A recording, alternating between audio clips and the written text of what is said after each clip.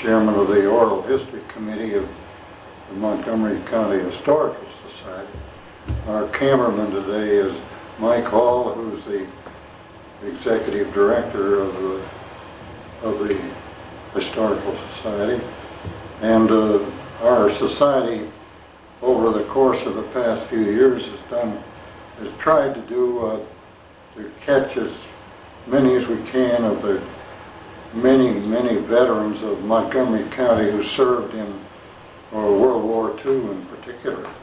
Although we're now getting into the Korean War and into the Vietnam War. But today we have with us Elton Ross of Crawfordsville. And Elton, I'm going to just have you give you your full name and date of birth and so on. Okay. My name's Elton Ross. I live at 1208 West Wabash in Crawfordsville, Indiana now, and I will be giving you in a chronological order my World War II Army experience, in which I ended the war as a light tank commander and was Sergeant Elton C. Ross, 35148911. That's your serial number, so that's the thing you never forget is your serial number. What was your date of birth? I was born the 30th of March, 1925. And who were your parents? My father was J. Ray Ross, who was principal of Columbus High School, and Columbus, Indiana? Columbus, Indiana. And my mother was also a school teacher. Oh, how did you happen to be in Crawfordsville? Well, the Army came along, and then because of the Army inducting me in Columbus, Indiana, I came to Crawfordsville. Oh. And it follows this means of getting here. The 19th of July, 1943, I was inducted into the Army in Indianapolis, Indiana. And the 9th of August of 1943, reported to Fort Benjamin Harrison for active duty. Our platoon leader from Fort Benjamin Harrison in Indiana to Fort Benning, Georgia, where we were going through infantry basic training, was James G. Smith of Crawfordsville. Okay. And Jim and I certainly have been good friends ever since. But I got here many years later from that, in which you'll see why also. But we spent basic training, infantry basic training in Fort Benning, Georgia from August of 43 to November of 43. At that time, we were assigned to an ASTP unit, which is an Army Specialized Training Program. Actually, this was, I think, was kind of a fill-in because they could not take all the young men at the same time. Wait a minute. Had you gotten out of high school or what? Yeah, I graduated high school in 43. And that was at Columbus? That was at Columbus. Okay. Did you go right out of high school? Right out of high school into the service. Okay. And I was 18 years old and into the service as many others were at that time. Jim, for instance, same situation. So I was in school, that is, started out in the ASTP program, which is a college program, and this was carried out. I was a freshman, let's say, at the University of Cincinnati. This is after basic training, taking 22 hours of credit hours of work in basically the engineering courses, and with all this you also had your military training too. So we were up at Reveille at 5:30 in the morning with formations. We marched to classes, just like they would do in the military academy, to meal time, to study hour, the whole thing. So this, we were down there for 1 semester only. Now, the people who were juniors and seniors stayed on to finish out their schooling, but us freshmen and sophomores were off to fill in and get ready for Europe. So in February of '44,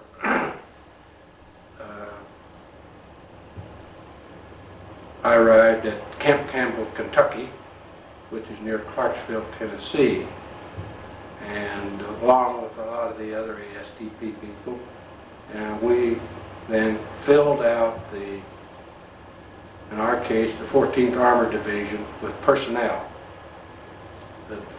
They had been in existence since '42, forming the cadre for this group, but now they were filling out the division for action in Europe, so that we arrived there in February of 1944.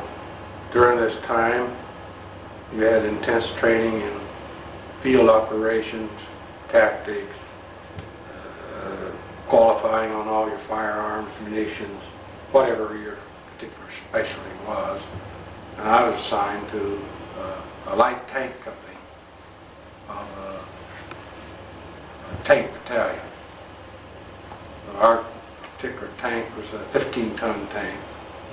Had a little 37mm cannon on it, which wouldn't hurt anything, but nonetheless, that was our. Now that was when you at your training at Fort Campbell. Yeah. Okay. And that was just a training vehicle, though. Well, no, that was our vehicle. I mean, that was our vehicle. We were in the light tanks, and the light tanks at that time were 15-ton units with 37mm cannons on them. Now, there were medium tank companies in the battalion. Otherwise, a battalion is made up of 3 medium tank companies, A, B, and C, and a light tank company, which is D. And the light tanks are more used for reconnaissance and point. And point is that person that's first, and otherwise, I'm sure the idea is you draw the fire and let the big boys take care of it. So, but all tank battalions were made up of 3 companies of medium tanks and 1 company of light tanks, plus service company. Like Jim Smith was in the service company of the 47th Tank Battalion. I was in Company D, which is the light tank company of the 48th Tank Battalion. We were in the same division, but we very seldom saw each other.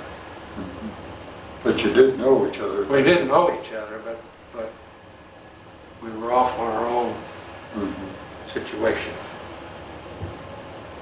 So finally, in October of '44, they said we were combat ready, and they needed us over in Europe. So on 1st of October of 1944, we all went to Camp Shanks, New York, which is outside of New York City, to get ready to go overseas. And the 14th of October... Where'd you get your uniform? You were already in uniform. We're already in uniform. Yeah. At Camp Shanks, one of the primary things there is to get your shots, and there you got your shots are updated. For instance, we got tetanus, we got typhus, we got typhoid, we got smallpox. We got all the shots that were necessary for the theater operations which you were going. Those who went, let's say, down in South Pacific would have got malaria and yellow fever shots, but we didn't get those. So primarily Camp Shanks was a place to finish out your shots. And of course we loaded on the USS Santa Rosa, 14th of October, 1944.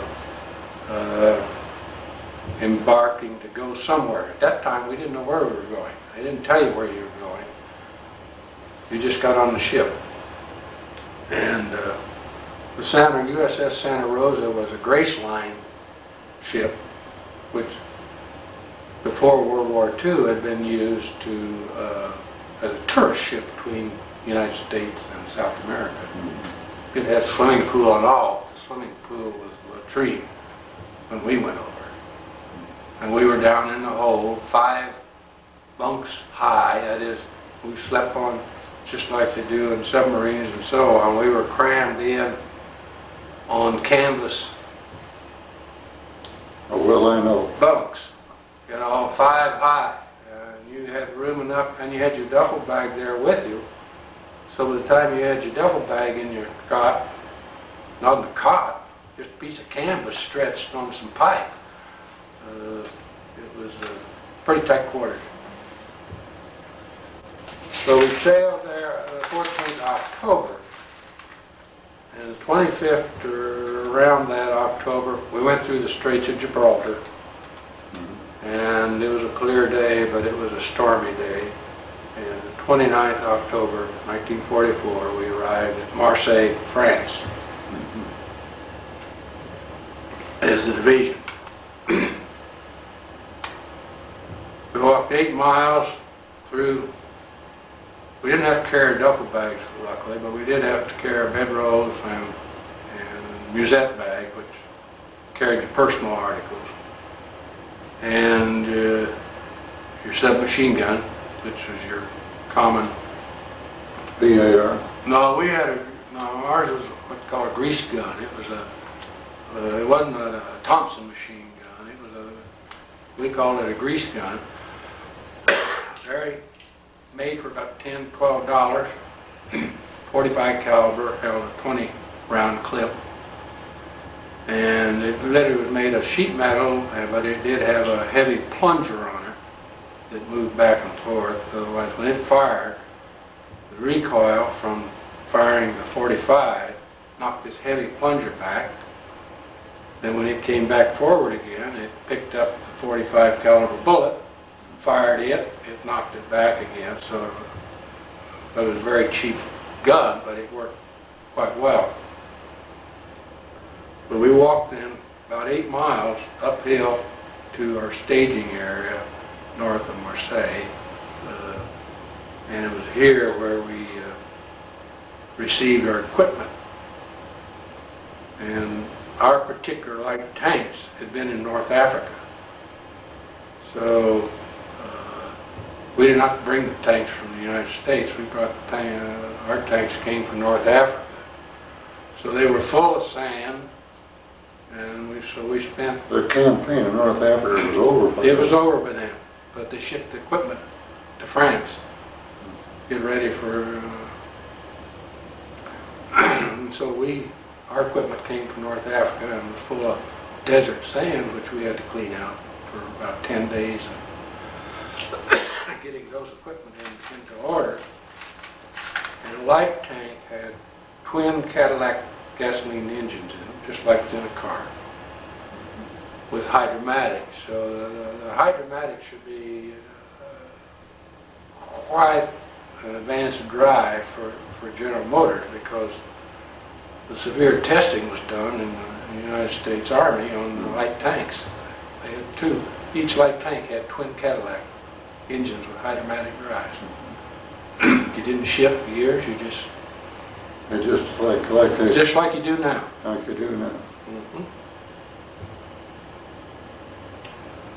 So after spending about 10 days there in Marseille, we had the equipment all ready, and they had the trains ready. Otherwise, we didn't have to fight our way north out of Marseille. That had been done a couple of months earlier. But we loaded the equipment on flat cars, and you then rode the flat car with your light tank, one flat car, north, and we went north to Epinal. Stay in your tank We stayed with the tank. You stayed in the tank as it went north? Or? Yeah, you used to sleep out in the open. Okay. No, we didn't sleep sitting up. We just lay down on the flat car and out in the open. And so we went north then to Epinal, France. We came in at Marseille, which is down here on the Mediterranean Sea. And while we were there, a couple of our infantry companies went over here near Italy and did a little fighting. But then we got on the train at Marseille and we traveled north to Epinal, France, which is up in almost the beginning of Alsace. This is Alsace. If you were looking at Paris, here's Paris over here. So this is France coming up here. So we got off the train here at Epinal, unloaded the equipment, and then got ready to put the units together for combat commands. Otherwise, you operated as combat command.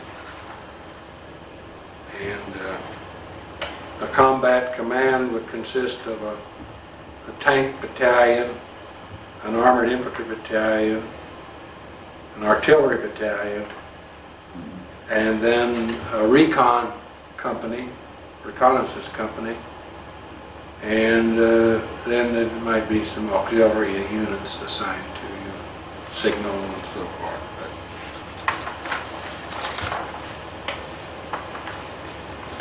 So is this this train you were on, was it a steam train, or did they have diesels by that time? No, this is a steam train, just like So you had, like the old 40. You know, you heard of the 40 and 8. yeah, Well, this is about like a 40 and 8, only we were on a flat car. Now there were. but the smoke pouring over you as it chugged along. Yeah.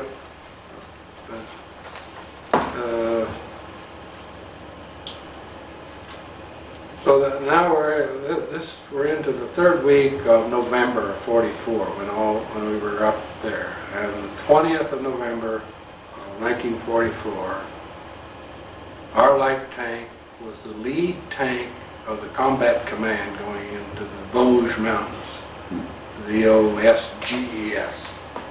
and that's up here in Epinal. And actually it was like being down in Brown County. They were called mountains, but they were much like you were in the valley of Brown County State Park and going up. And of course, being tanks, and we were in these hills or mountains, they were all wooded, so you went up these country roads in a tank, and trees on both sides of you.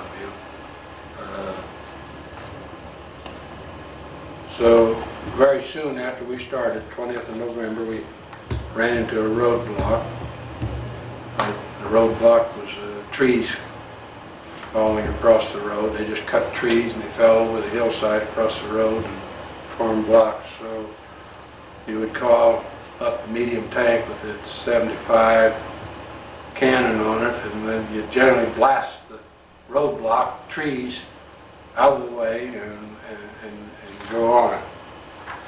So we worked our way then from Epinal up here in the town of Chermac and Saint-Dié and Aubernay. We worked our way up, and you'd run into these roadblocks and you'd have to stop. Well, if you stopped, then you always sent a man up the hillside in the trees as outposts to guard the column down there. And of course, I being at that time a bow gunner, the lower gunner in a tank, it was generally my job. I was the lowest man on the totem pole, so to speak. So I was the one that always got to go up in the hillside with my little 45 caliber grease gun. To check on anybody that might be coming down to do something, bazooka or what have you. And at one point there, up on top of the hill, you could see German soldiers up there, see their heads, and every now and then you have a crack. Well, the crack is, if you ever had a rifle bullet go over your head, you have sonic sound.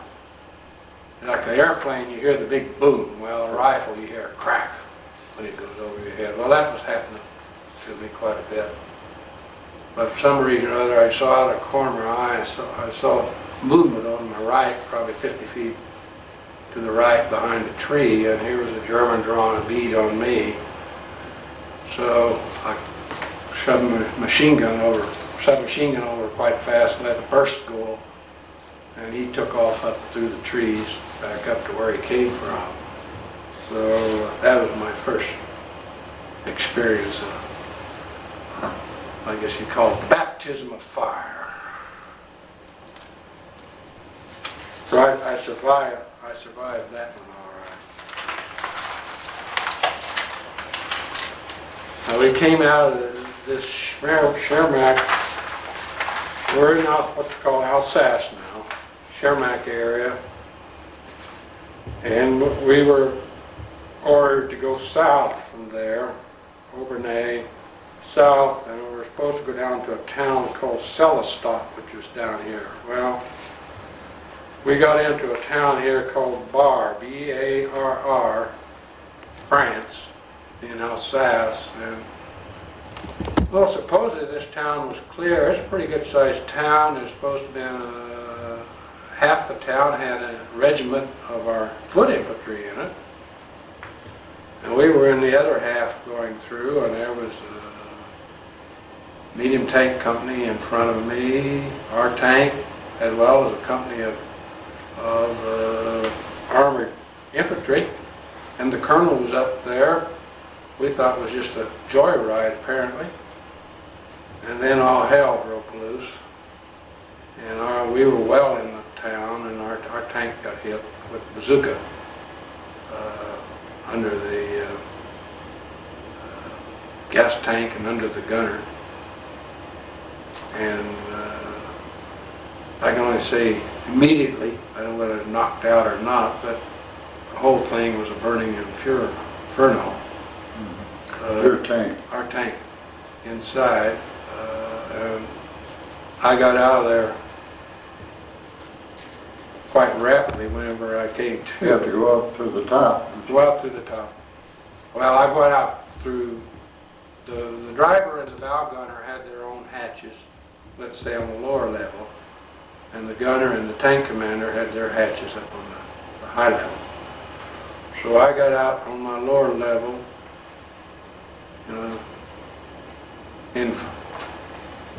in flames, and went up to the top levels, and I pulled the tank commander out of his place in the turret, and it was like a chimney with fire coming up out of the hatches, and I tried to get the gunner, and I just couldn't get him. He was completely out, or maybe he was dead, I don't know. But he had on all his clothes. The hatches were triangular, and you just couldn't get him out. He was left in there. But you got the tank commander out. You got him out. Was he burned, or was his clothes on fire? No, no, they really weren't. We had on what we had tank. Fortunately, we had what called tank outfits on, and they were actually blanket blind poplar equipment. Very comfortable, and so that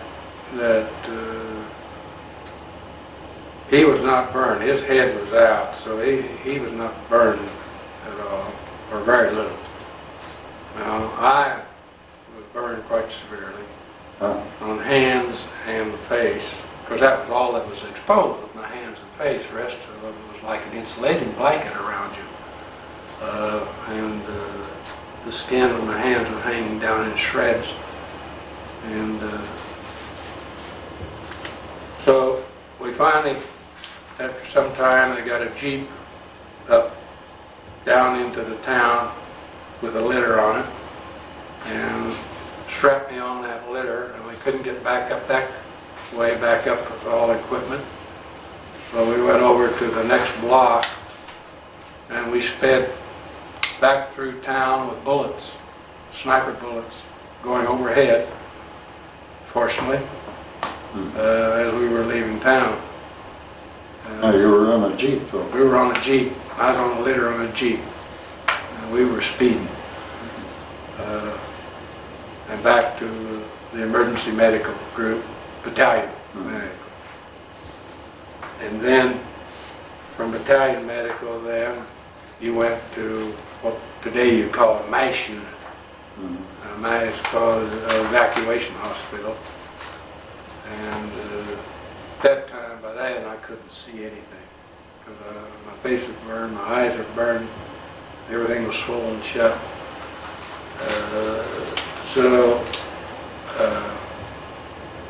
But, and as you hear on MASH triage, you know, this is where they sort out how bad you're wounded, who goes first to the place. Well, I was burned, but I wasn't life-threatening. So, again, I was on the stretcher, on the floor. And that's when they came around and said, here's your Purple Heart. See, that's pretty fast. You get hit the 28th, 29th, they're handing you your Purple Heart in the evacuation hospital. And is that your Purple Heart? You want to hold that out? Yeah. I couldn't see this. I never saw this until I got home 15 months later. But the Red Cross came by and said, is there anything we can do for you? And I said, well, they tell me there's a Purple Heart in a paper sack there somewhere. You can send that home. So they sent that home to my folks. Columbus, Indiana. So after laying there on the floor for I don't know how long, waiting to go to the operating room to get myself taken care of in a better fashion than I was, because I just had emergency treatment in the battalion.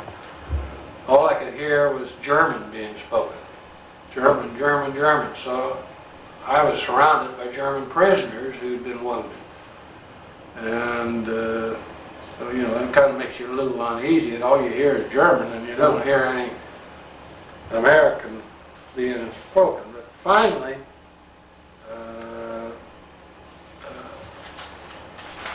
I got taken to the operating room. It was my time, and they had me up on the table, and I said, I finally said, I haven't pissed in I don't know how many hours, and I gotta go.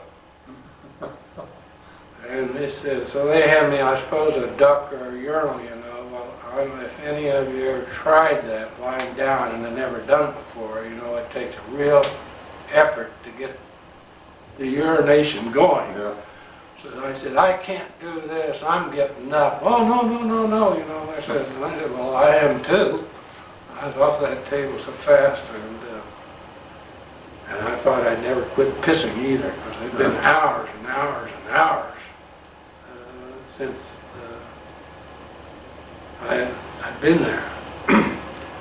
So after they took care of the wound, and what they did really was, I must have looked like a mummy, because all they wrapped and wrapped and wrapped. I expect they put sulfasalazole ointment or something over the sulfanilamide or something over the wounds, and they wrapped and wrapped and wrapped with gauze, and left two little holes where my nose was, and a little slit where my mouth was, and my hands looked like boxing gloves, and they put me on a hospital train. And I don't know where, to this day, I don't know where I was in France, but they took us to a general hospital in France, somewhere. Elton, these people, you were in these French towns, or were you in, or when did you start getting into the German town? Well, German town is still quite later. This is only the 28th of November. So But did you find the French people friendly, or? French people are, pardon the French, but we could have fought the French more easy than we could have fought the Germans, really. We received not all that greatest cooperation from the French. And I think you can see evidence of that even today if you read the news. Yes. The French are French, and there isn't anybody else in the world, as far as they're concerned, I think. So. Did you have contact with French? Oh yeah, you had contact with them, because any time, as you went through all the towns and you spent the night, if we were in a town, we had a bed. We went to the mayor, the platoon leader would go to the mayor of the town and say, we're going to outpost your town, we want this house, this house, this house, this house. So if we were in a town, we always had a bed. We slept in beds, or we slept on the floor in a house. We didn't have to sleep in tanks unless you were out all by yourself somewhere. But ordinarily, and this was true not only in France, but in Germany. Whenever you went into a town and spent the night, you always had a bed, generally, to sleep in. And it was up to the mayor of the town to find quarters for the people whose house you took over. Whether the French liked this or not, really didn't make much difference to us.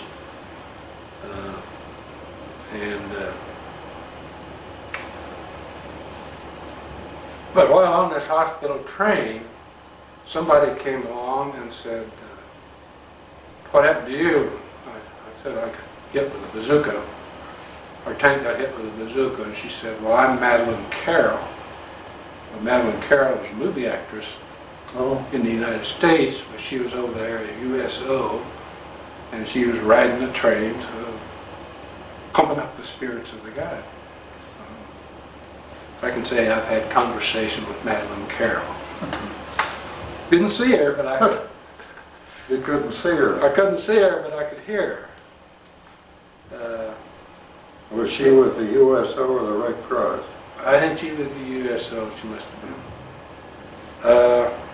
So we finally got someplace in France. We arrived at some resort hotel. This was a many-story hotel, resort hotel, and that was the hospital. It made that into a hospital, general hospital. And it was run by, as I understand it, a group of doctors and nurses who were the basic people of that hospital from Buffalo, New York. What was this? What was the name of this place? I don't have no idea where it was, but it was a resort hotel. And I spent 45 days there recovering from my burns, and got penicillin shots every 3 hours on the hour,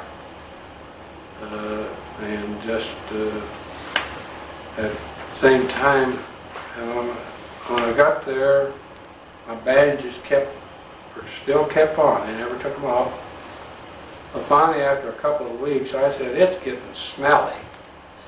Well, you can imagine being, even if you weren't wounded, you were bandaged up for 2 weeks, how you would smell. Well, being wounded with dead skin and so on, it was getting, so after 2 weeks, then they did take off the bandages. And fortunately, I didn't have any third-degree burns, and so in time they all healed. And today you wouldn't know anything really had happened to me. You know, I think we missed something here. What about that guy that you rescued out of the tank? Whatever happened to him? Oh, he stayed with the company, and he became the motor pool sergeant. What was his name? His name was Jerry Hawley, and he was from Sergeant Hawley, and he was from Cooter, Missouri, which is down in that toe in Missouri near Tennessee, cotton country. Have you ever heard from him or seen him? Well, I visited him in early 1950, I went down and visited with him and his wife. He ran a cotton gin as well as had a cotton farmer down there. And he was later killed in an airplane accident. He flew an airplane and crashed and killed him. So after the war? After the war. After the war. And Okay, the driver, he went berserk when he, as I understand it, and he was never back with the company. I understand he got a section, what they call Section 8. He got a medical discharge. Now, the driver, what do you mean He was a tank driver. the tank driver? Yeah. You got a Section 8? When he got a Section 8, did they send him home? Yeah, they sent him home. He was discharged.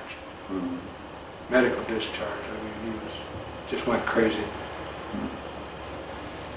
Okay, let's So pick it up again. So I said, Bonnie said, I've got something wrong with my ears, you know. And I said, the stuff keeps coming out of my ears. And this is while I'm in there in the hospital. They've taken the bandages off, you know, and supposedly cleaned me all up. Well, it turned out I had bursted eardrums from the concussion when the bazooka hit the tank, and I had an infection in my ears. And so even today, they don't know how to kill infection in ears. But the Army method was you take methylate in a syringe and you force it through the ear down through the eustachian tube, and that just about knocks you out. That's extremely painful. But I went on for several weeks of that treatment every day, twice a day, having methylate forced down through my ears to try to get rid of that infection. And they really never did get rid of it. I still had spots at time.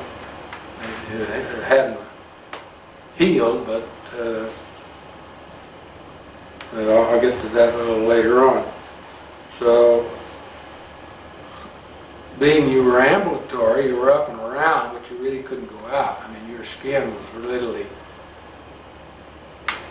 extremely thin. You know, I'd lost most of the skin, but I hadn't lost the last bit, so I grew new skin. It's not as thick as most people's now, but it's there.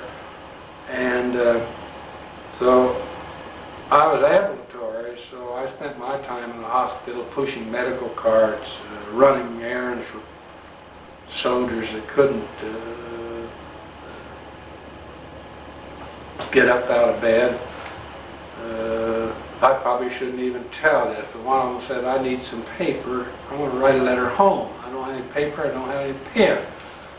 So I go down to the Red Cross and I said, I got an Army buddy up there, and he can't come down here, and he needs some paper and a pen or pencil or something to write home. And I said, sure, here you are, that'll be 15 cents. And I said, 15 cents? You mean you're going to make that poor guy up there buy that paper and pen? Oh, yeah. So I said, okay, I don't know why I happen to have some money on me, because I hadn't been paid since I left the States, but I paid the Red Cross and took the guy's paper and pencil or pen back up to him so he could write a letter home. And before I left the hospital, there was a big theater auditorium at this resort. And I went over there and saw Brian Ahern. He was a movie actor. Yeah. And he and somebody was playing in The Barracks of Whipple Street, which is the story of Elizabeth Barrett Browning. Yeah. Robert Browning's wife, I believe that's his name, the poet.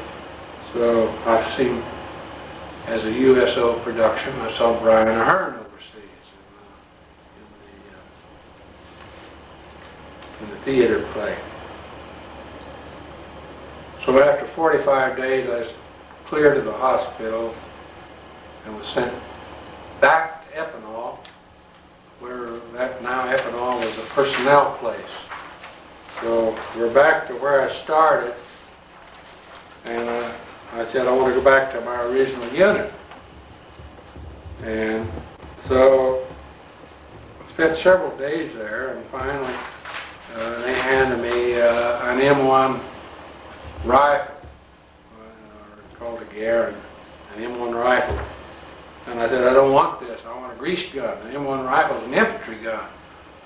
Well, you take it back up with you, you take it with you and you can trade it when you get back to the front. So, lo and behold, I took the rifle with me, and after a couple of days, I arrived at a town called Niederbetzdorf. Niederbetzdorf. How did you get there? Oh, by truck. Oh, They just kept. you were just loose baggage on We were loose baggage. Yeah. You just caught a ride to the next place, to the next place, to the next place. So we were still in France here, and caught up to a little town called Niederbetzdorf. You couldn't even find it on a map hardly. But at this time, this is the 15th of January of 45. Now we're still in France. It's still pretty cold. And it was colder than cold. And we're right in about this area. And we were in the midst of a battle there where the Germans were trying to break through. Like the Battle of the Bulge, most people know, happened up in Belgium. But people don't know there was a Battle of the Bulge going on down in France, in that area in France, northwest of Strasbourg on the Rhine, and the Germans were trying to break through in that area also. And it was the assignment of our particular combat command was to hold that area. And there's about 2 weeks of battle went on there. But fortunately, even though I was back with the company, which is one town back from where the action was, I didn't have to go up. We're talking 2 miles, you know, town about every 2 miles. So I was 2 miles back, or 4 miles back. Somebody had already been through and They cleared them out. No, they were there. I mean, that's where the battle was going on. In these 2 towns, and the 2 towns are called Hatten, Hatten, and Rittershofen. And the battle for these 2 little towns, and the towns are no bigger than, let's say, Wayne-town. 2 weeks of battle going on, armored battle, in around these towns. Because they were trying to break through to come west, the Germans were, their almost last ditch effort. They would like to come through there and meet up with what they hoped was the people coming through Bastogne area, you know, the ones you hear about, the Battle of the Bulge in Bastogne. They were hoping to have what they call a pincher movement, so these 2 then would take in that big industrial area of France. So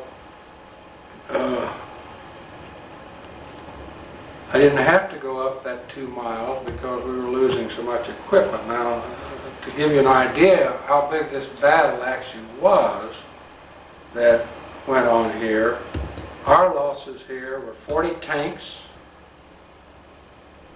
4 half-tracks, and a recon vehicle. That was our losses in that battle. And the German losses were 51 tanks and 11 half-tracks, which are armored personnel carriers. So, you know, we really were fairly close in losses.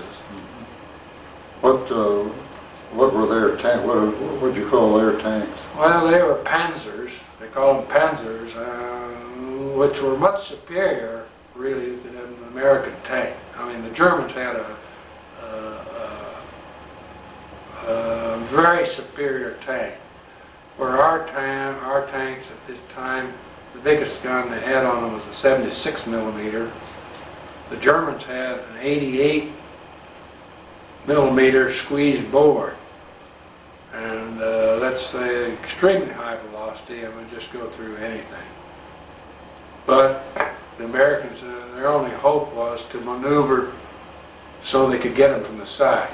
You couldn't damaged one from the front, but you could, if you get to the side, you could get them. So, but that was the losses at this one battle. And we had so much equipment, we could afford to lose 40 tanks, a lot more than they could afford to lose 51. Mm-hmm. And it was, you had a lot more gasoline too, I'm sure. yeah, and we had a lot more gasoline. So after, and this is toward the end then of January, oddly enough, we both the same night said we'd had enough here. We had to go back and lick our wounds. And we both left town. Both the Germans and the Americans left town that same night, not knowing we were going to leave town the same night. If we'd known that, we'd have stayed there probably. But we left to we didn't retreat, we made a retrograde movement. Yep.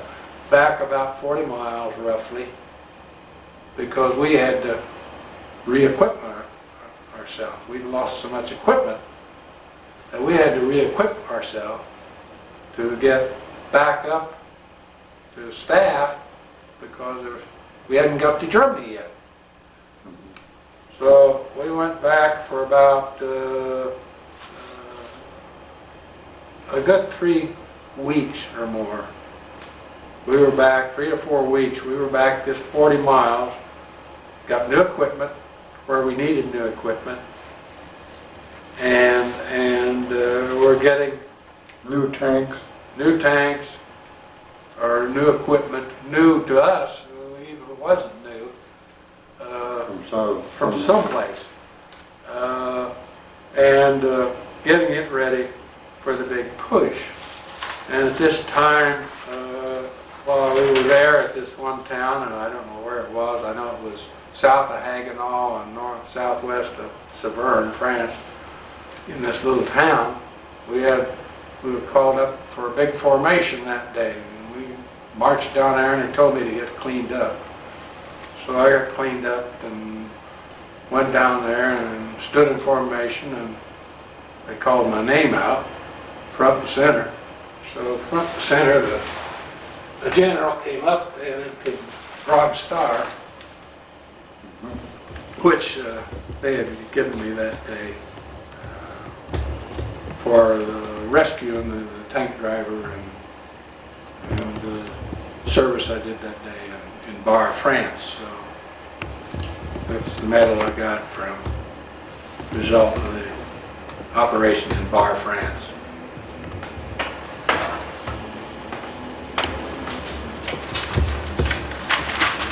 So after spending, say, 3 or 4 weeks here, about the 1st of March, we were transferred from the 7th Army,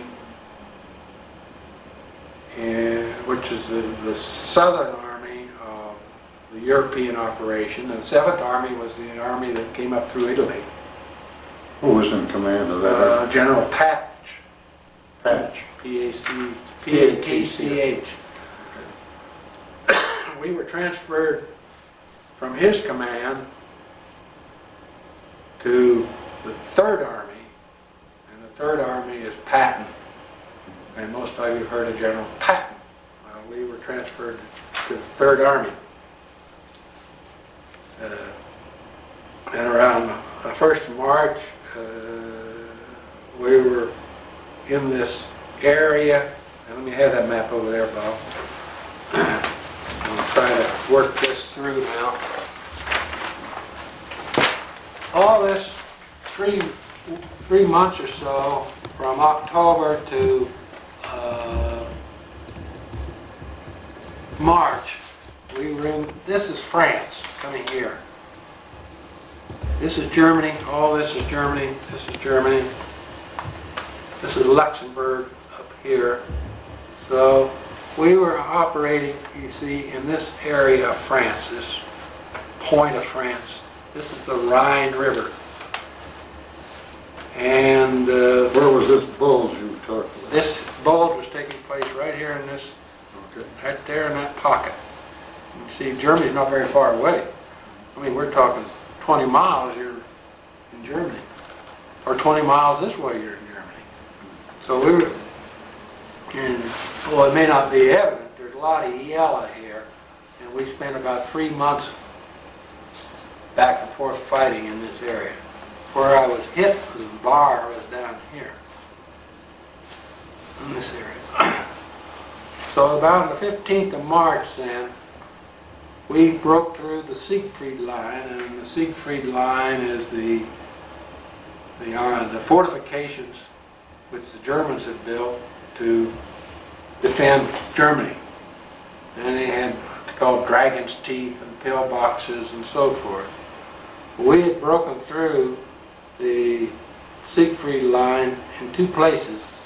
One right in this area here, which is Wissembourg, France. And the other was over in this area here near Paramus, Germany.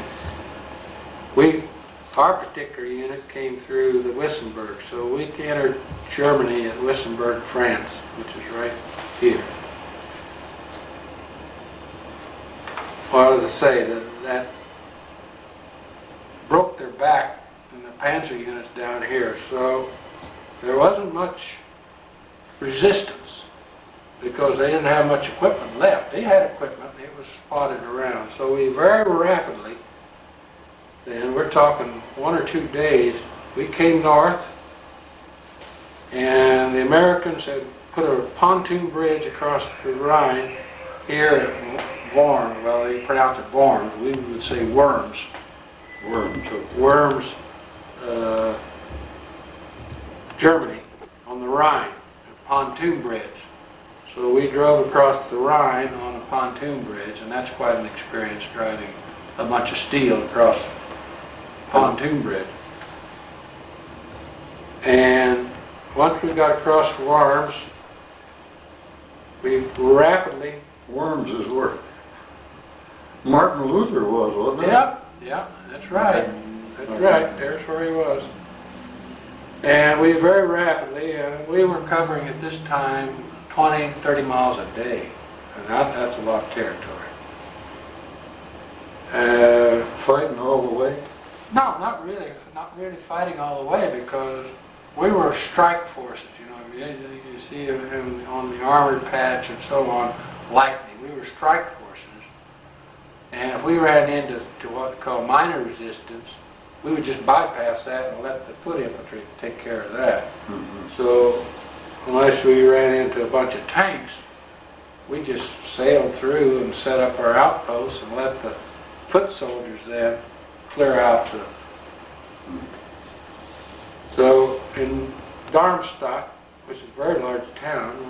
Say, before you go on, point out, is there a place on this map where you got hit? Yeah, that was down in Bar, France. It's clear down in this area here. Switzerland's right down in here. Okay. So, and I know this looks like great distances, but you know, it really isn't. Europe, you know. But between the time that you were hit there and when you went back into service, how long was that? That was about 3 months. As I say, this was 28th of November, Yeah. and I was back the 15th, 45 days later. Okay. Yeah, about 45, something like that. So a month and a half later, he's back again. So Darmstadt, and then the Third Army then was given the assignment to take over, I'll call it Central Germany. So you had troops up north, you know, you had 2 or 3, 4 armies but the Third Army was given Central. So we were at Darmstadt, and then we were ordered east, primarily east. Although we went a little northeast, and one of the units went that way, but our particular unit, we took the northern route, and we went to farthest north we got really was up here in Bad Bruckenau.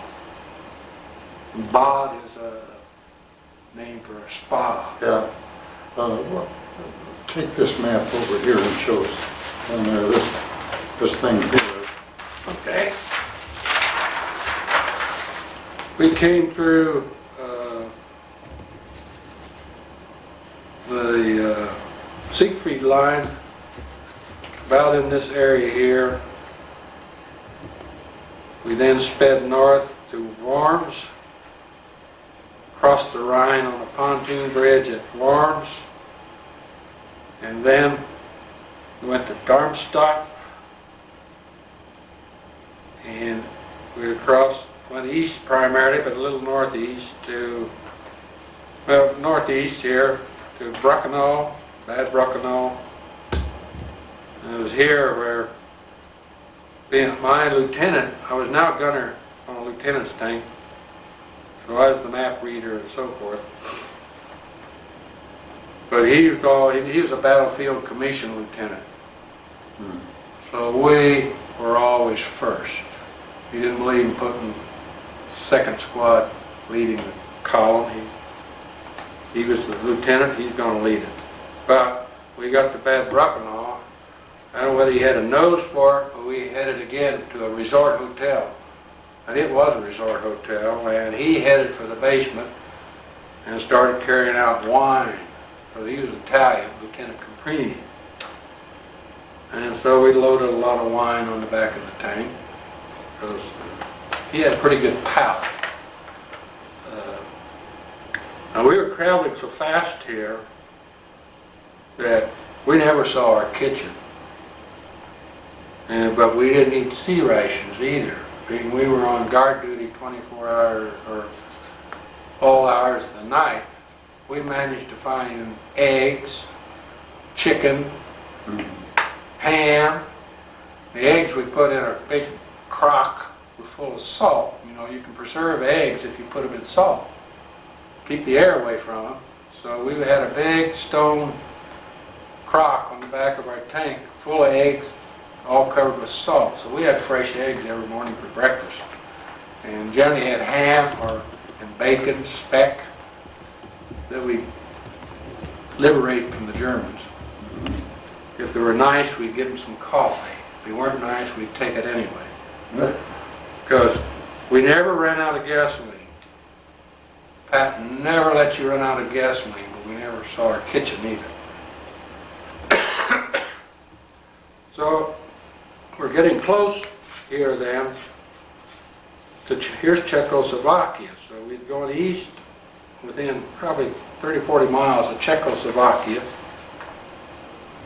and then we were ordered south. So we went south. Some of them people may have heard of Bamberg and Bayreuth, and Nuremberg most people heard about, because that's where the trials were after the war. And we came to a town of Newmarket. So you see where Newmarket down here probably got its name. Originally there's a town, Newmarket. Not spelled quite the same, but N-E-U. It's N-E-U-M-A-R-K-T, but I'm sure that's probably where it got its name. And we were stalled. This is kind of, again, this hilly, mountainous area. We were stalled there on a hillside right north of Newmarket.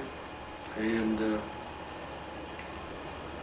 we had taken, going through those mountains, we had seen a deer going across, so we shot it with a machine gun. Went over and cut off a couple of haunches and threw that on the back of the tank. And so we had venison one night there. But while we were there, we were stalled again on this mountainous road.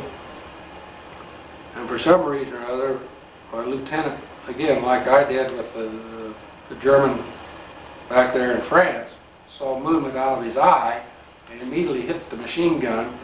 On the top of the tank, he had a machine gun on top, hit it to the right, and about the same time he hit it, there was an explosion that knocked us down into the tank. And there was a German there that fired a bazooka that hit a big pine tree about 9 inches, at least 9 inches in diameter, that fell on top of the tank and on top of the machine gun. It was an absolute mess. But fortunately, the lieutenant's quick hitting of the machine gun toward this German made him flinch enough that the bazooka went right over the top of the turret and hit the tree. So I can say I'm working like a cat that has 9 lives. Well, I've been working on that. So finally, at Newmarket, we ran into a lot of resistance there. Generally, what would happen would be that some way or other they get word to the mayor or the burgomaster to surrender the town. Well, if he wouldn't surrender the town, in this case, there was a bunch of tanks holed up in that, German tanks holed up in that town. And so they called in the Air Force, and they were napalming the town. Till finally, apparently, the burgomaster got the Germans to surrender. Along the way here, were you taking prisoners as you went? Or? As you went? Well, yeah, we took prisoners, or we fed them back. An armored force has trouble taking prisoners, so generally with the armored force, there's some foot infantry are with you also. We couldn't put prisoners on the tank, and you couldn't say, hey, you wouldn't know what to do with them. So what are you going to do with them? So, but you did march them back, and you let somebody else take care of that. The infantry, probably. Yeah, get them back to the first you get them back to your intelligence people, G3, and then, so what prisoners we took, they went back, and we took a lot, 64,000 prisoners that we took, and we took 20 more thousand and turned them over to the infantry units. So we worked them back toward division. When you took these prisoners, what kind of they throw up their hands and... They throw up their hands, put their hands up on top of their head, throw up their hands, and once in a while they put out some white handkerchief. I don't know what we'd have done. We didn't have any white handkerchiefs. We had khaki handkerchiefs. But generally they had a white handkerchief that they... Did you, of course nobody understood what they were talking. No. Did you have some people... We had people, well, yeah, we had people like from Milwaukee, Mailer, well, they're German. He could speak German better than he could speak English, you know. Oh. We had people in the company that spoke German just because their ancestors were German. Yeah. And they were brought up speaking German. So and it's quite clever to see these people go into a group of Germans, you know, and the Germans, you know, are talking back and forth, back and forth, and back and forth, and this guy's understanding every word they're saying, and all at once he just lays into them with his own German, which is better than their German, and catches them quite by surprise. So, but you can get along in Germany because even in English, there's enough similarity between a lot of words in German and English to Wasser, water, and Wasser. So you say Wasser, well, you know, that's water. You know. Mm-hmm. Have a little trouble with bacon, though. That's speck. But we learned enough to get by. Bread is Brot. Yeah. And we ate all German bread, generally. Boy. So finally, we got... Did you have bakers going along with you? Well, yeah, but we were traveling so fast, the bakers couldn't keep up with us. Well, we had, besides that good pumpernickel, was a lot better than... Because the German bread generally was baked in a community outside oven, you know, a big old stone beehive oven. So we had generally ate German bread. Excellent. Finally, we got by Newmarket, and then we had to get across the Danube, and they finally got and this is the Danube. You've heard of the song, The Blue Danube. They got a pontoon bridge across the Danube at Ingolstadt, which is right here. Now Munich is over in here, for those that Ingolstadt. And once we got across the Danube, which is quite wide, and when they say Blue Danube, it kind of looked blue because it was quite chalky there. The rocks were quite chalky, so you had almost a azure color to the river.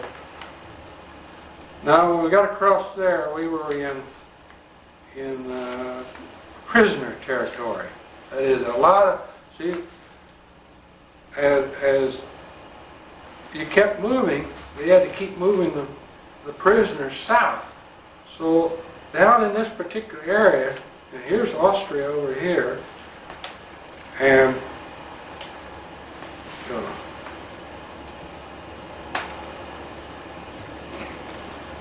here's Switzerland over here.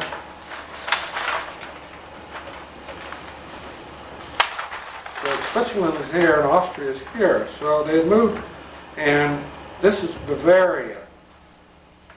Berchtesgaden would be down in here. And that's Hitler's mountain retreat. So we were in the prisoner area, and right in this area one night about dusk, we surrounded a large farm compound, barn, houses, all, and they had like a big courtyard in the middle, and my lieutenant says, go in there and see if there's anything in there. And so I went in there, and sure enough, there were about 50 Australian and British prisoners there, POWs, with Germans there as guards. And so I told them, well, tell them to bring all their pistols and guns here. Well, I want all of them here, and I carried in a couple of sacks. I always kept a couple of sacks handy. And sure they come, and I had 2 sacks full of pistols and the rifles. I said, break the stocks. So we took and broke the stocks and the rifles. And before I left, one of the POWs said, would you do me a favor and give me a pistol? I'll give it back to you.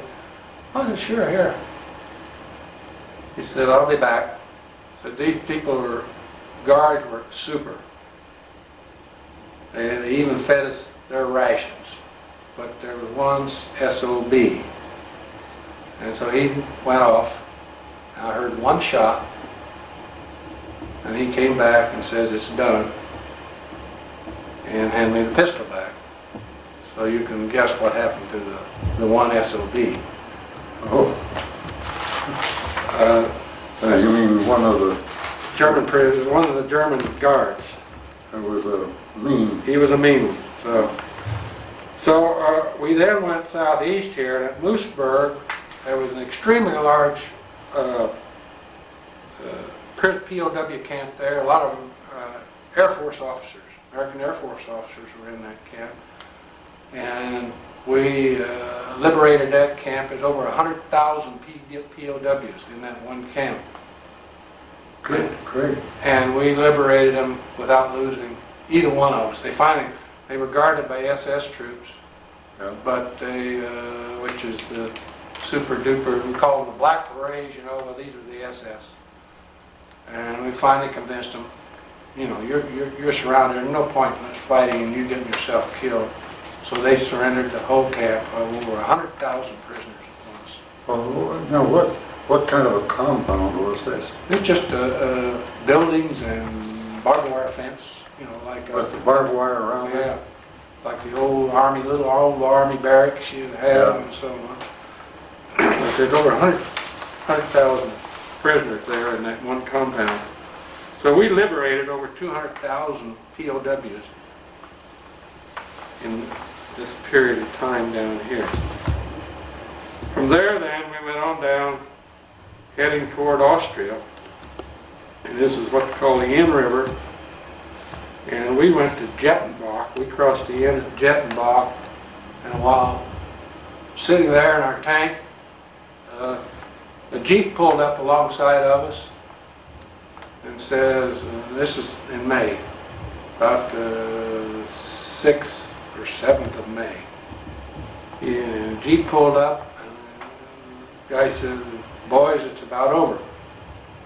And who should that be but General Patton himself?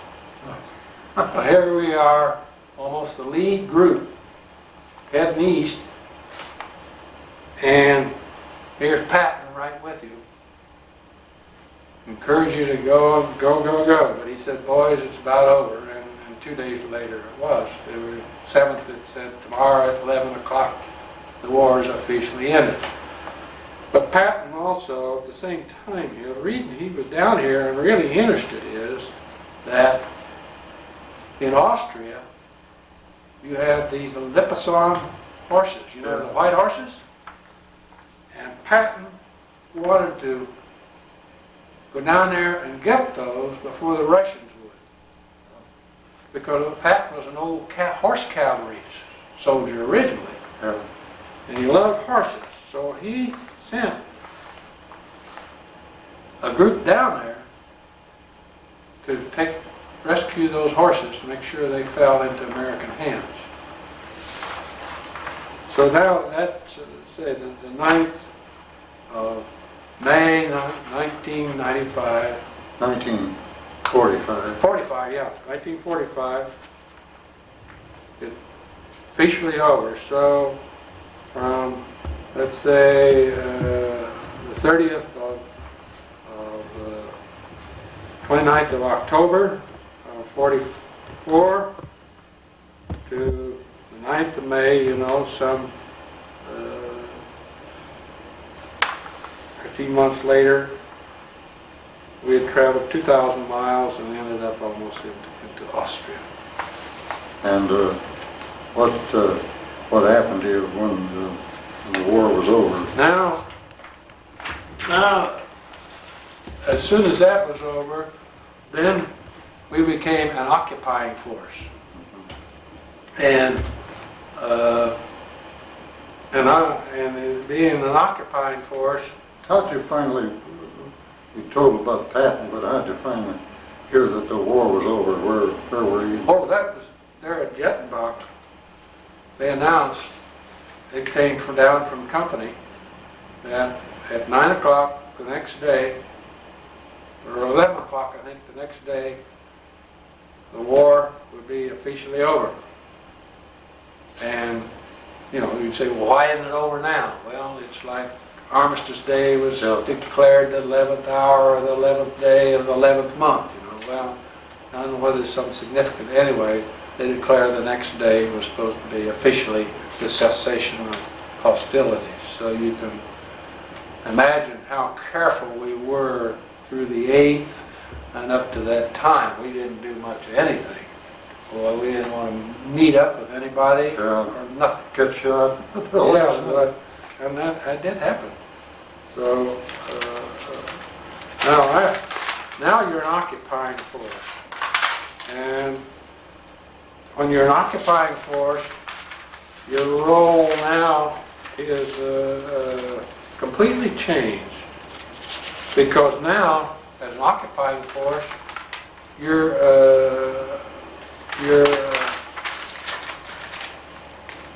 protecting the Germans.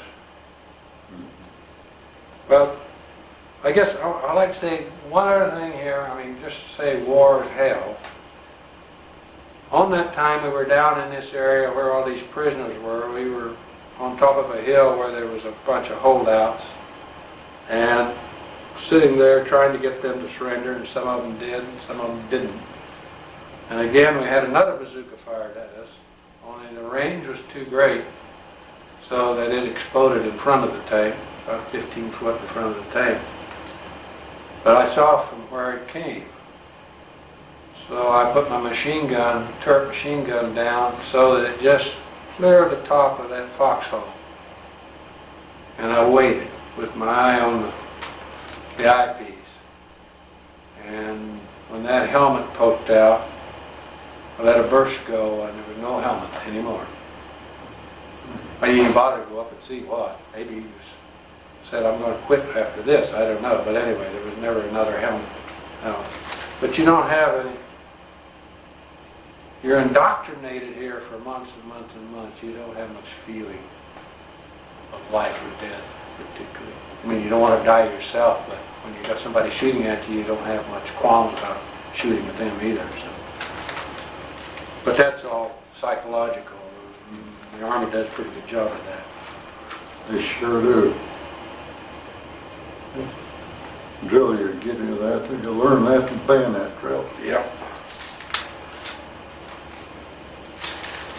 So now after this period up to the 9th of May, we'd had, in our particular company, we'd had 9 killed in action and 18 wounded.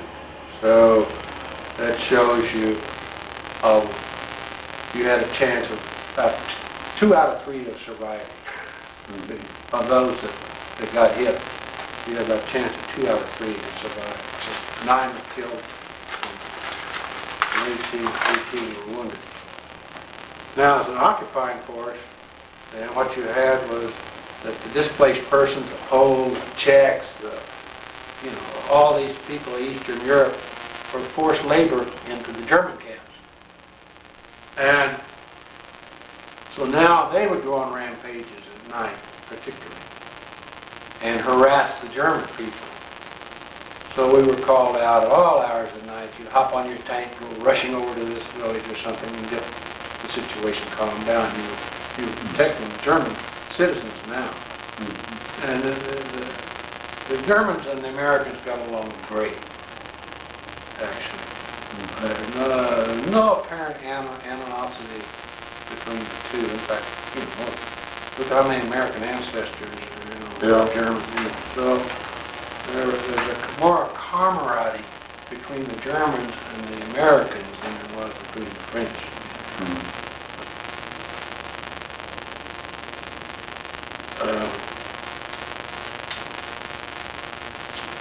At this time, while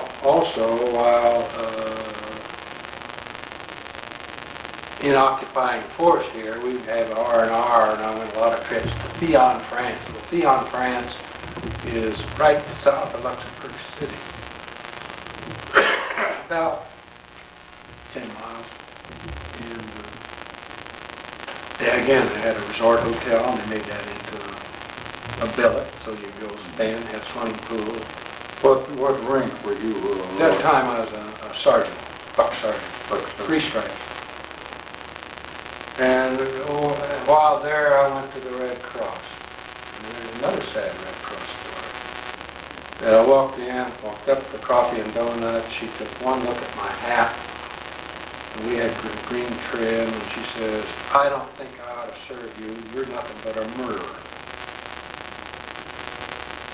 And so that's a little disheartening to hear, but nonetheless, that did come out, because we were armor force, we were mechanized, therefore we may not have taken as many prisoners as we should have taken prisoners.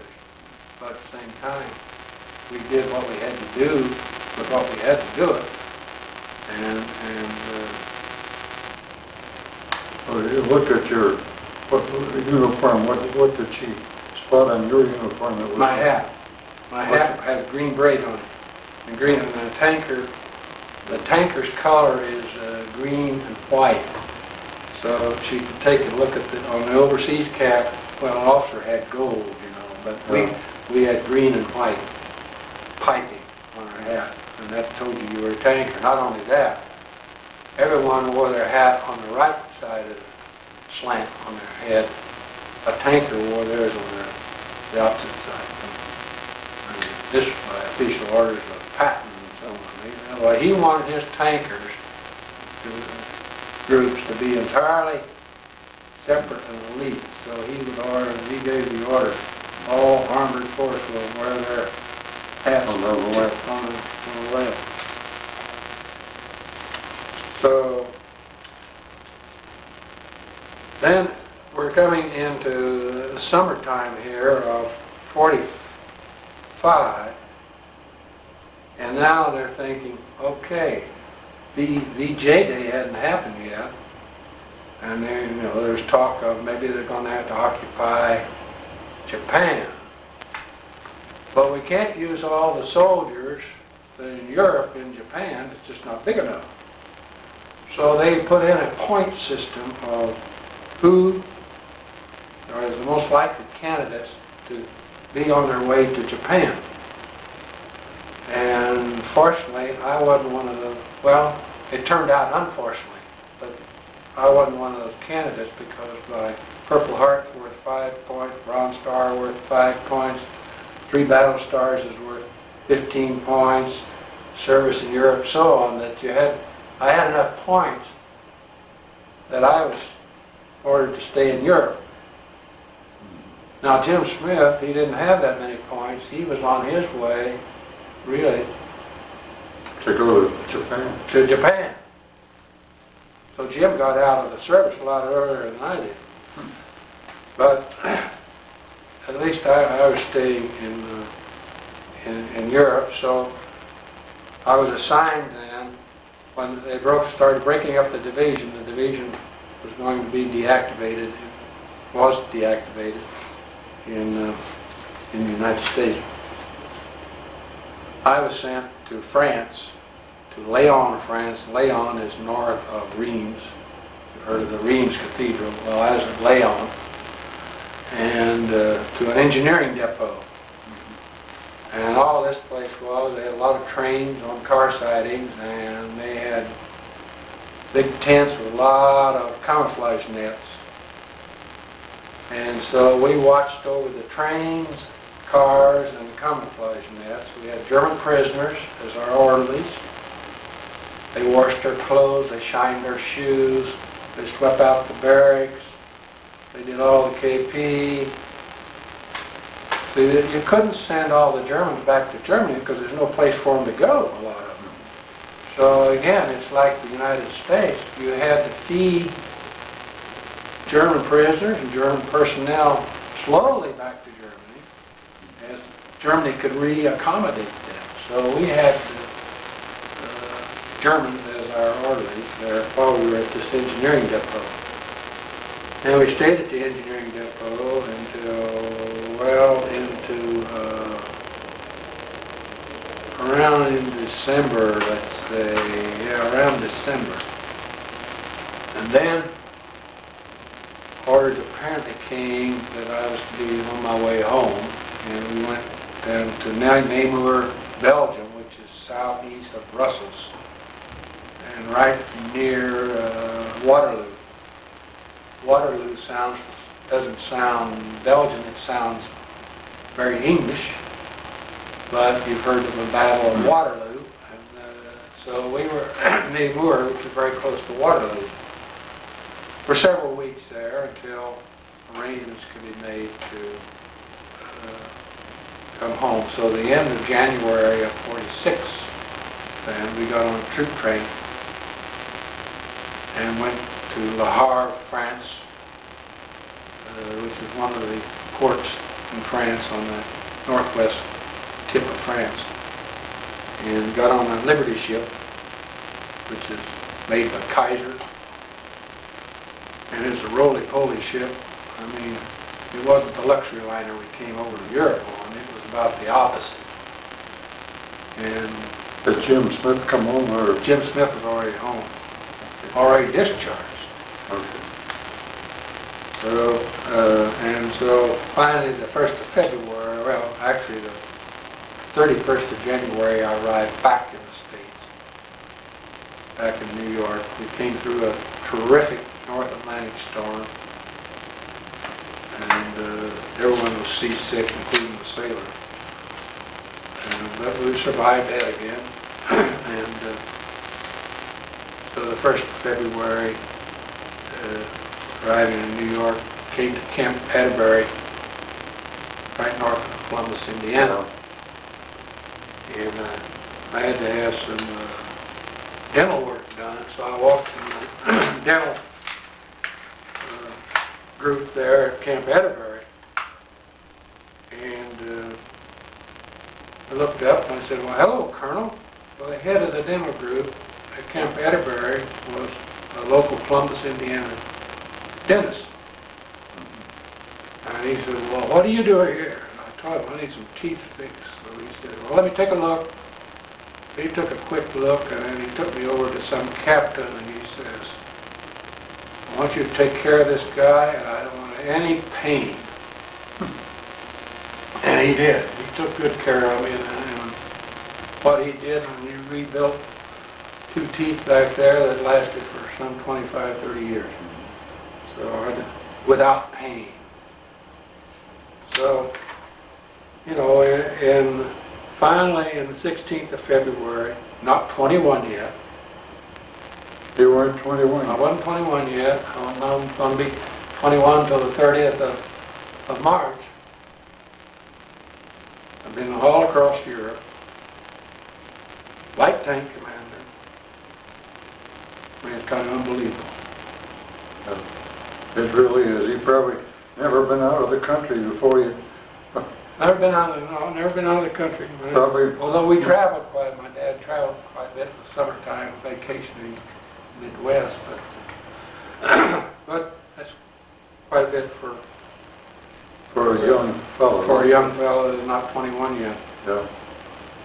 So, in afterlife, we say, back to your original question, how did I get with Jim Smith? Because I'm in Crawfordsville, Indiana with Jim Smith. Yeah.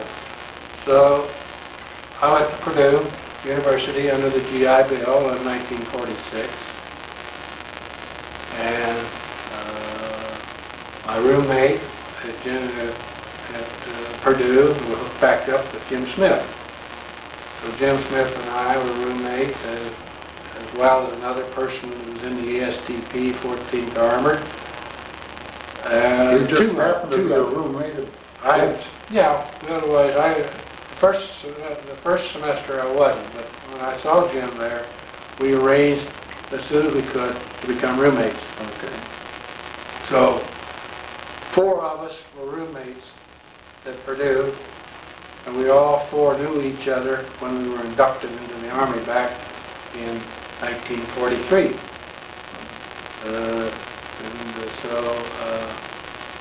Jim was my roommate there. So also while at Purdue, I picked up a wife, eventually. Who was... my wife, Marguerite. Yeah.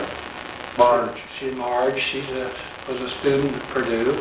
And at that time, there was 1 girl for every 5 boys at Purdue. So I was lucky and got one of the beauties. See? Yeah. Sure did. And I went to work for Cummins. I graduated with a mechanical engineering degree from Purdue and went to work for Cummins Diesel when I graduated. And Jim Smith happened to come through Columbus one day on his way back from Louisville and wanted to know, and this is after I'd been working almost 3 years. But I got out in 50, and this was in 1953. Wanted to know if I'd be interested in a job. And I said I might be, and so I came to Crawfordsville and looked over the Hoosier Crown operation down at that time on Covington Street. And so in May of 1953, I came to work for Jim Smith and his dad. And I stayed with them ever since. Of course, it went through a lot of transitions, and I was, I'll call it, for the head engineer, I've been plant manager, I've been senior design engineer, and so forth down there, and they sold to Alcoa. Well, they became HC Industries, and then I designed the equipment that made the bottle caps there, and then they sold to Alcoa. Alcoa didn't like, they wanted the plastic cap, which I had nothing to do with particularly, except some of the basic work, because I was made the metal cap, steel cap. Well, steel and aluminum don't quite max up, so Alcoa then sold the steel operation to Crown Cork and Seal. So Crown Cork and I actually finally retired in 1991 from Crown Cork and Seal. So, and did you meet, you mentioned Jim, But did you meet any other fellows along the line that you knew? Oh, yeah. Let's say we had a friend of mine in the tank, when I was a lieutenant's gunner, who was Jim Robinson. He now lives in Kalamazoo, Michigan. Other friends from the company, and we keep in contact with Massachusetts, New Jersey, New York, and the 14th Armored Division has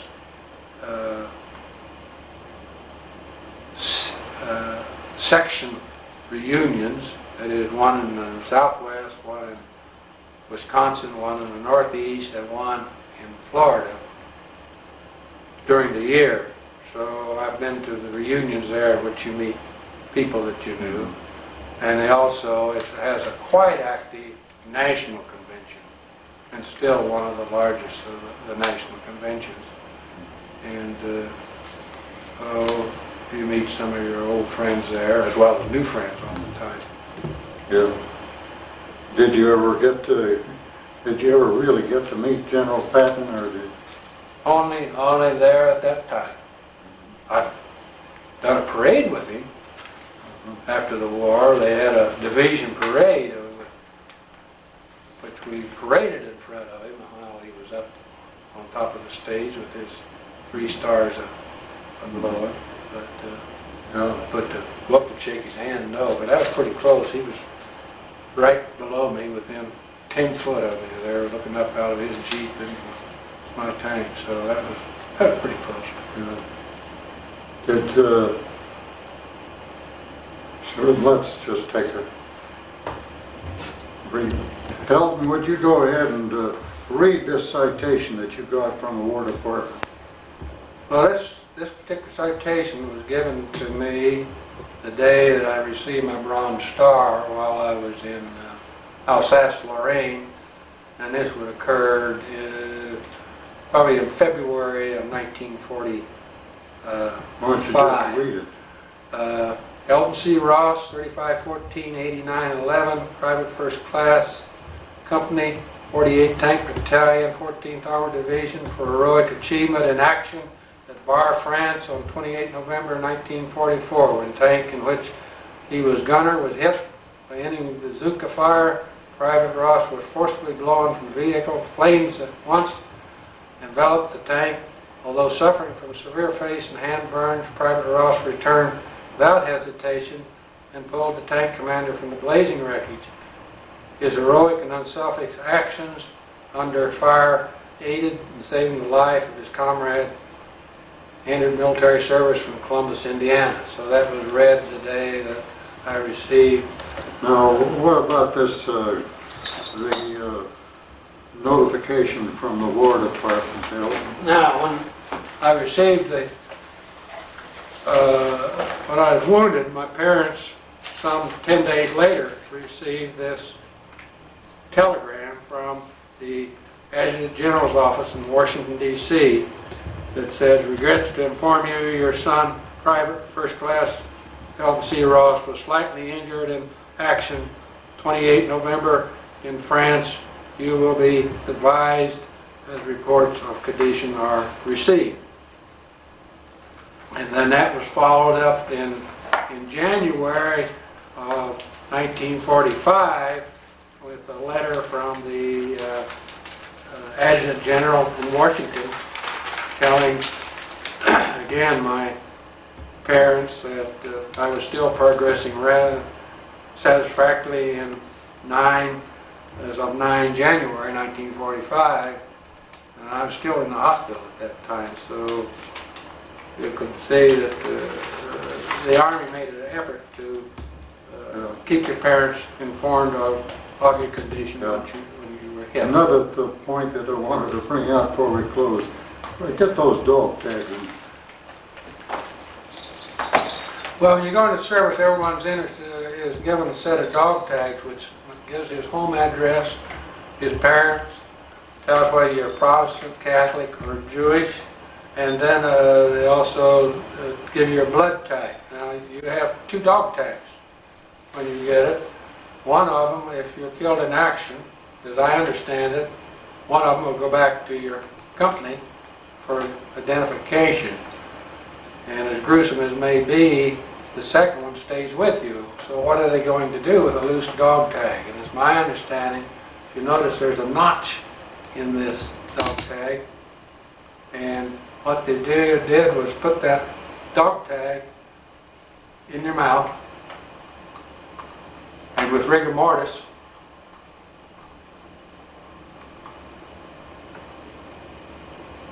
that would lock into your mouth, so that when the graves and registration people would come around, they then had your identification of the body that they were picking up. So. And that other little gadget there? That other little gadget is my can opener, which opened hundreds of cans of sea rations. Cheap little thing, but it works beautifully, actually. And it's so small you can't hardly see it, but it's a can opener. And everyone wore them around their dog tags. You didn't have to hunt in your pocket for it. You just got out your dog tags. Good. Well, I think that's a great job you've done here for us, Elton. Appreciate you doing it.